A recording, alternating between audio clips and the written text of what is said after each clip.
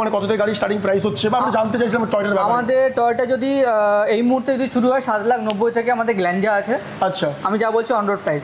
এবারে গ্ল্যাঞ্জার পরিবর্তে আমাদের একটা টাইজারও মডেল আছে, ওটা হচ্ছে গ্ল্যাঞ্জা হচ্ছে প্রিমিয়াম হ্যাশব্যাক, আর ওটা হচ্ছে এসইউভি মডেল। এই মুহূর্তে আমাদের কাছে দুটো গাড়ি আমি দেখাতে পারবো, 7 সিটার গাড়ি, যেটা হচ্ছে একটা রোমিয়ন আছে। তো আমি যদি তোমার যদি প্ল্যানিং থাকে 7 সিটারের ফ্যামিলি পারপাসে, আমি এই গাড়িটা তোমাকে ডিটেলস আমি বলতে পারি।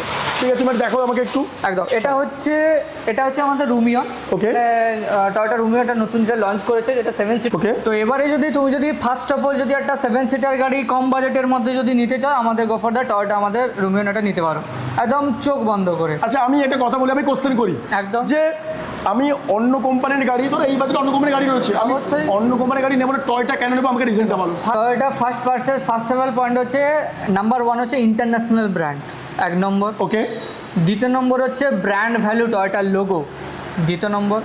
3 নম্বর হচ্ছে আপনি যে বিল্ড কোয়ালিটি, এই বিল্ড কোয়ালিটি টয়োটার মধ্যে